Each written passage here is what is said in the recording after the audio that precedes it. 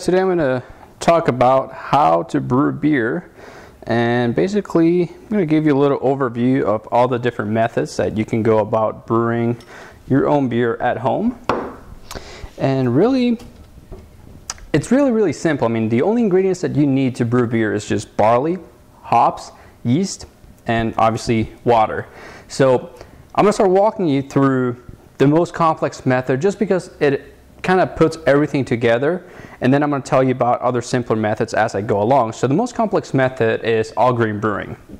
So all grain brewing, the only reason why it's the most complex or hard method is because it's the most involved method that you can go about brewing beer. And the reason for that is because you have to take barley that's been malted and convert the starches inside the barley into sugars.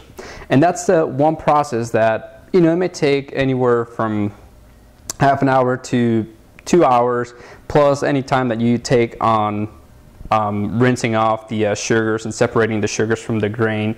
So I'll just go ahead and get started and kind of walk you along through it. So with all grain brewing, what you do is you're going to have to take a recipe, you're put together a recipe as far as like what grains you want, base malt. You need to make sure that you have malt that can convert from starch into sugar, and you're also going to have grains that have already been converted into sugar, but they're going to be used for flavoring. Some of your crystal malts, chocolate malts, and dark roasted malts, stuff like that. And you're going to throw in all those grains into what we call a mash tun. And a mash tun is really just nothing but a container.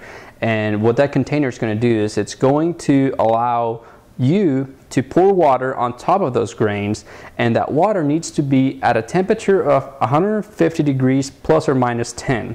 So if you can get the temperature inside of that mash tun to be within 10 degrees of 150 degrees, you are going to convert the starches inside the barley into sugars, and that sugar is what you're going to ferment and turn into beer. So it's kind of hard to screw it up. I mean, you have a lot of leeway. The difference is if you go lower temperature, like 140, you're going to get a more fermentable beer.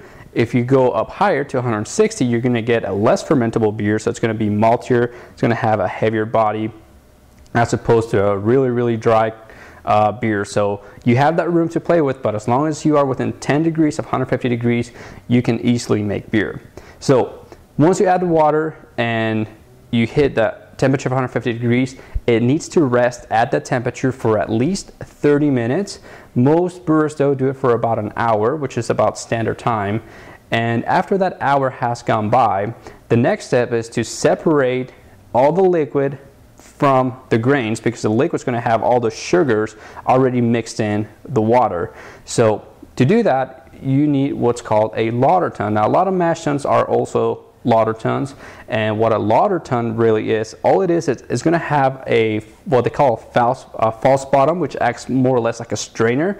It's going to keep the grains from draining along with your water, or we call it wort now that it has sugar.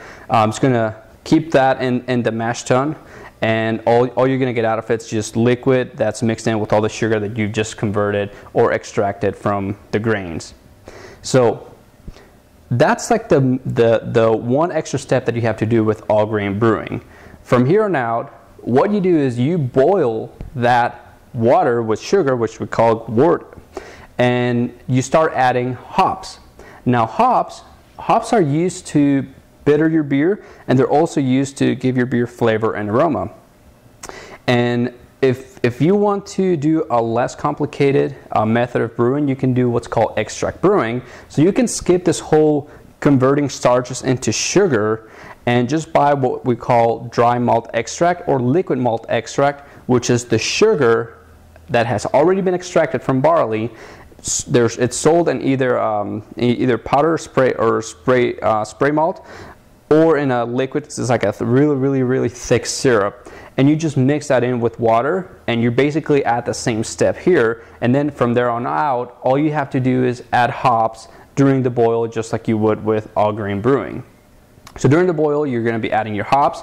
If you add hops, the longer you boil, the more bitter the hops become, and the more you can balance your beer. So if you're brewing a beer with a lot of sugar, you want to use a lot of hops to kind of balance that out. If you don't use a lot of sugar, then you want to use less hops. And then towards the end of the boil, so if you're boiling for 60 minutes, once you're nearing the end of the 60 minutes, you can start adding more hops, and you're not going to get as much bitterness out of those hops, but you're going to get a lot of flavor and aroma depending on what hop variety you're going to be using. And if you want to do an even less complicated method of brewing, you can actually skip the whole adding hops thing, and you can buy what they call extract kits. And these are going to be cans that have liquid malt extract that has been already hopped. So you don't need to add any more hops. You just basically mix that with water. I think you just boil it for 10 or 15 minutes to pasteurize it. And then you're basically at the same step of all grain and extract after the boil.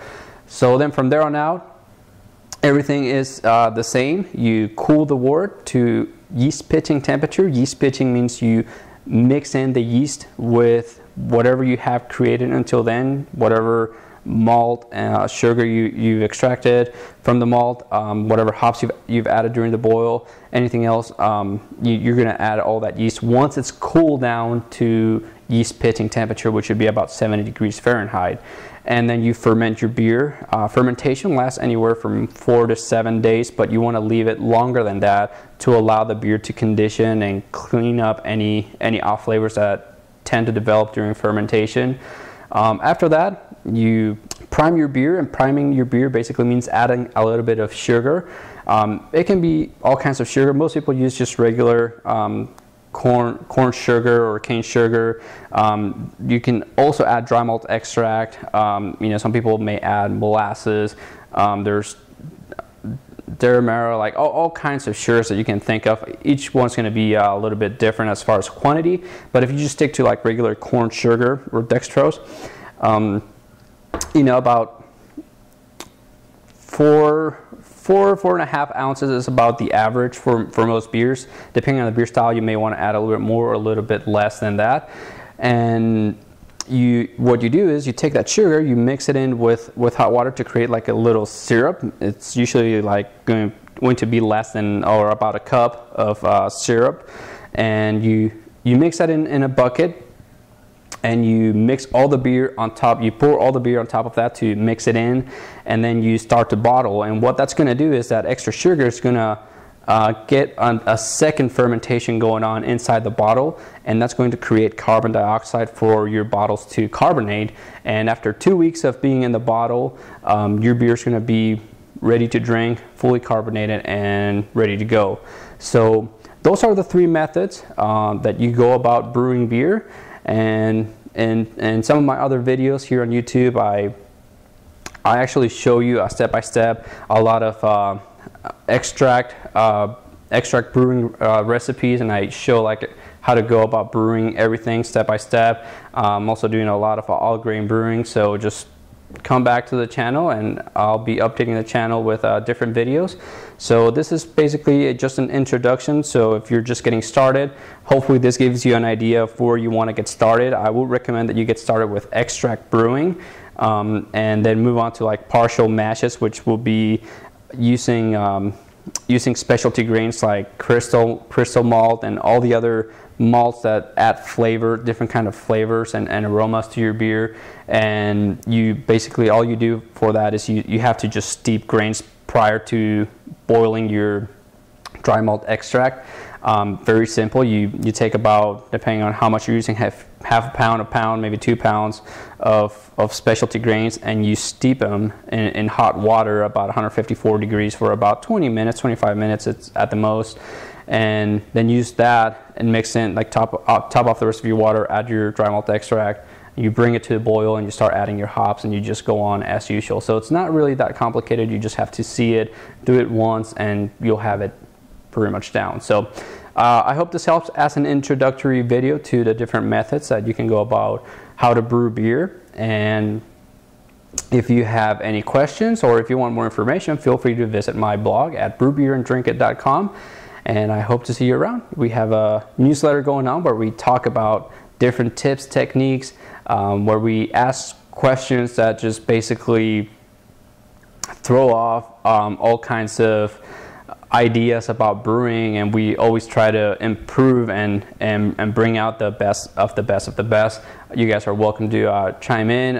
You know, I basically show everything that I'm doing, including some of my mistakes, so that you guys learn from them. So if that helps, feel free to join my newsletter. We've got over 1,000 subscribers now, and it's becoming actually quite popular. So I guess people are enjoying the videos I'm putting together on YouTube. So I hope you enjoy it as well, and we'll see you around.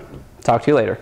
Like just randomly combine caramel, malt, hops, and you're fine. Right there.